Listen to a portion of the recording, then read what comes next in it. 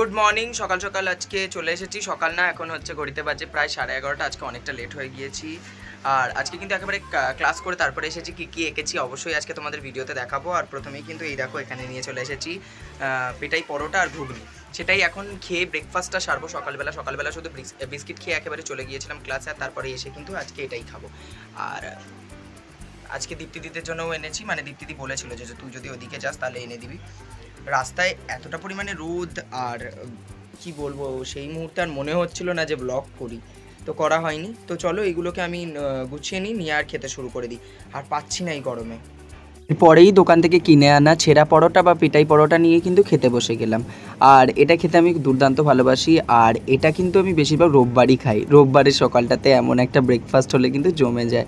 লুচিটা মা বেঁচে থাকতে প্রচুর বানাতো, তবে সেই দিন আর কোনোদিনও ফিরে আসবে না। নিজের মতো করে অন্যভাবে বাঁচতে হবে, জীবনটাকে বদলে ফেলতে হবে। ঠিক তাই জন্যই নিজের স্বাদ বদলও করে ফেলেছি।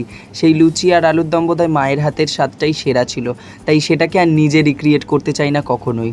থাক, সেটা নস্টালজিয়া হয়ে স্মৃতির পাতায় এক জায়গায় সুন্দরভাবে গোছানো থাক। আজকে এই ভিডিও করার উদ্দেশ্য কিন্তু অন্য একটি শিশু, যে প্রধানত বলতে পারো অসুস্থ মানসিকভাবে, কিছুটা অসুস্থ, সম্পূর্ণভাবে নয়। তো তার যদি কোনো হোমে থাকার ব্যবস্থা হয় খুব ভালো হয়, কারণ তার মাও কর্মসংস্থানে ব্যস্ত এবং তার একটি থাকার স্থানের খুব দরকার, যেখানে পাকাপাকিভাবে সে থাকতে পারবে। অবশ্যই তার মা মাঝে মধ্যে তার সাথে দেখা করতে যাবে। তো তোমাদের যদি এমন কোনো হোম জানা থাকে, ফ্রি অফ কস্ট হলেই খুবই ভালো হয়, কারণ ওদের পক্ষে খরচটা বহন করা অত্যন্ত দুর্বিষহ হয়ে যাবে। ওরা খুব দুস্থ মানুষ। তোমরা প্লিজ যদি কেউ জেনে থাকো আমার এই ভিডিওর মাধ্যমে অবশ্যই জানানোর চেষ্টা করো। মানসিকভাবে কিছুটা ভারসাম্যহীন এমন থাকার জায়গা, যেখানে কন্যা শিশু সে, তাকে যদি রাখার ব্যবস্থা করা যায় খুব ভালো হয়। তো তোমরা যদি কারোর এরকম সন্ধান জানা থাকে অবশ্যই এই ভিডিওর কমেন্ট বক্সে আমাকে লিখে জানিও পুরো ডিটেলসটা। আমি অবশ্যই তার সাথে যোগাযোগ করব, এবং তার পরবর্তীতে সে সত্যিই সেখানে যেতে পারলো কি না, কী হলো, আমি তোমাদেরকে অবশ্যই জানাবো। দেখো দুপুরবেলা দিদি দিয়েছিল লেবু, এদিকে ডাল, একটা চচ্চড়ি, আর তার সাথে কিন্তু ডিমের ঝোল। সেগুলো দিয়ে খেতে বসে গিয়েছি। যখন এইরকম কিছু দুস্থ মানুষের গল্প শুনি বড্ড দুঃখ হয়। জানি আমি নিজেও হয়তো দুস্থ, আমি অনেকটা অসহায়, একাকী জীবন বহন করি বর্তমান দিনে। তবুও মন কেঁদে ওঠে সেই সমস্ত মানুষের জন্য যারা আরও বেশি কষ্ট করছে হয়তো আমার থেকেও। আমিও আজ অবধি কর্মসংস্থানে জোগাড় করতে পারছি না, ঘরে বসেই রয়েছি, দিনের পর দিন যাচ্ছে। এটা কিন্তু আমি চাই না। তবুও একটা আশা, ইউটিউব, তোমাদের ভালোবাসা, সেখান থেকে যদি কিছু ইনকাম করতে পারি। জানি না কবে পেমেন্ট আসবে, তবে সম্ভবত হয়তো সামনের মাসে আসতেও পারে। দেখা যাক কি হয়। আমি যদি কখনো নিজে কিছু অ্যাচিভ করতে পারি, চেষ্টা করব কিছু দুস্থ মানুষের পাশে দাঁড়ানোর। কারণ যে সাহায্যটা আমি হয়তো বেশ কিছু মানুষের থেকে পেয়েছি, আমি চাইবো সেই সাহায্যর হাত যেন আমিও বহু মানুষের দিকে বাড়িয়ে দিতে পারি। সবটাই শুধু সময় আর অর্থের অভাব। সত্যি কথা বলতে অর্থই জীবনে কিন্তু সমস্ত কিছু, এটা কিন্তু বাস্তবতা।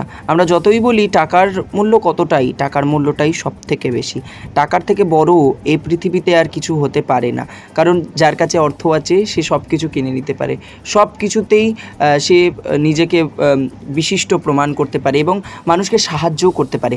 অর্থ যে শুধু সবসময় বাজে কাজে ব্যবহৃত হয় এমনটা কিন্তু নয়। দেখো কত কথা বলতে আমার খাওয়া দাওয়া হয়ে গেল। বিকেলবেলাতে বলতে পারো রেস্ট নিচ্ছিলাম, কারণ খেতেই আমাদের 3:30 বেজে গিয়েছিল। তারপরে ছোট্ট এই বানর সেনার সাথে কিন্তু দেখা হয়ে গেল। কি ভালো লাগছে বলো। হনুমান, বানর, কত রকমারই নাম। আমি না হয় দুটো নামই রাখলাম।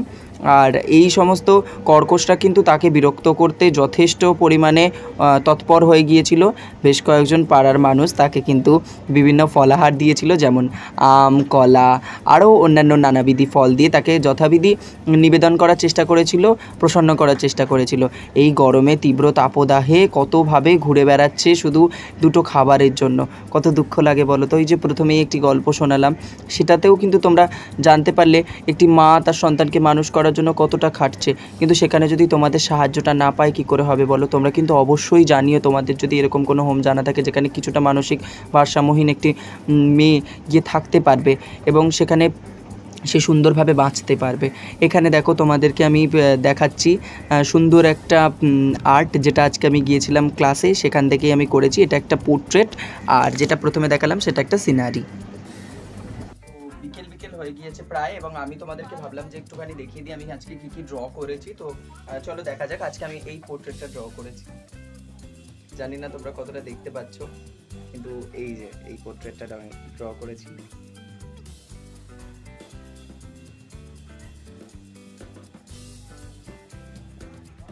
এই পোর্ট্রেটটা ড্র করেছি। এটা ড্র করতে করতে আমার প্রায় অনেকটা সময় লেগে গিয়েছিল, এবং আমি বাড়ি ফিরেছি আজ প্রায় 12টা, এবং তারপরে ফিরে আর সত্যি কথা বলতে সেই অবস্থা আর মনে হচ্ছিল না যে তোমাদের সাথে ব্লগে কিছু শেয়ার করি।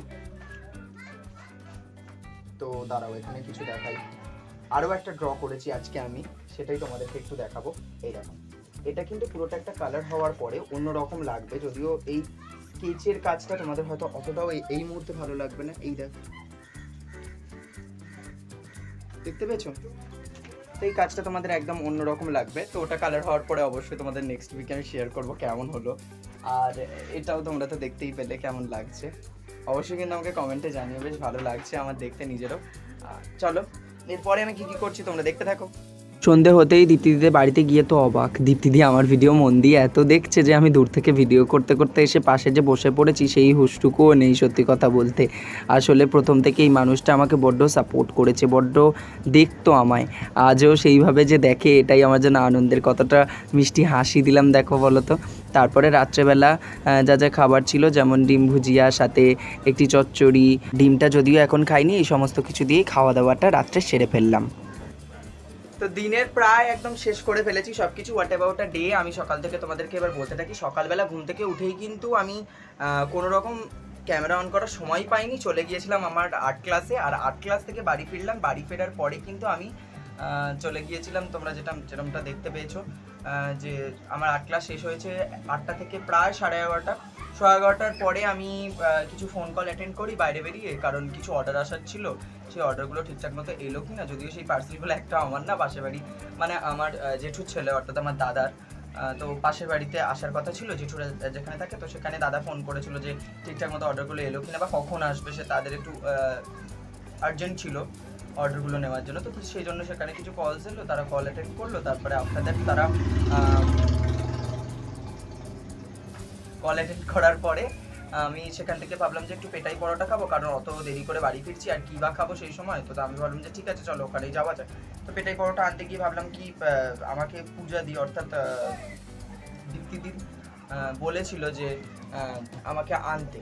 তো আমি সেই জন্য পূজাদিকে ফোন করি যে ওরা নেবে কিনা। তো আমি ওদেরকে কল করি, তারপর আমাকে বলা হয় যে হ্যাঁ নেবো, তো 200 নিয়ে আসতে। তো আমি ওদের জন্য 200 ছেঁড়া পরোটা বা পেটাই পরোটা আনি, এবং আমার জন্য তাই আমি এনেছিলাম আমার জন্য 20 টাকার মতো, মানে ওই ধরো 125 কি 30 গ্রাম মতো, কারণ 150 গ্রাম নিচ্ছিল হচ্ছে 23 টাকা। তো সেই অনুযায়ী 25 কি 30 গ্রামই আন্দাজ হতে পারে। তো তারপরে সেটা নিয়ে আমরা বাড়ি ফিরলাম, সেটাও এনেছি কেমনভাবে, বা দোকানে গিয়ে ভিডিও করার মতনও সেই সময় পরিস্থিতি ছিল না। এতটা তাপপ্রবাহ, প্রায় তখন বোধহয় 38-40 ডিগ্রি ছুঁই সেলসিয়াসে আমি যেটা দেখেছিলাম। অলরেডি 12টা বাজতে যায়, এবং তারপরে আসার পথেই কিন্তু দীপ্তিদিদের বাড়িতে আমি সেটা দিয়ে দিলাম। দেওয়ার পরে আমি আমার বাড়িতে চলে এলাম। তারপর তো খাওয়া দাওয়া তোমরা দেখলেই, তারপর দুপুরবেলাও খাওয়া দাওয়া করলাম, করে রাত্রেবেলাতে একটু এদিক ওদিক ঘুরে, আর তারপরে আমি একটু খাওয়া দাওয়া করে আর শুয়ে পড়লাম। আর ড্রয়িংগুলো তোমাদেরকে দেখালামই, অবশ্যই কেমন লাগলো আমাকে কমেন্টে করো। আর এই ভিডিওটা প্রথম থেকে শেষ অবধি দেখার জন্য অনেক অনেক ধন্যবাদ। আর ভিডিওটা ভালো লাগলে এখনই লাইক কমেন্ট শেয়ার আর সাবস্ক্রাইব করতে ভুলো না। লেটস স্টার্ট উইথ ভিডিওটি ভালো লাগলে এখনই সাবস্ক্রাইব করে দাও।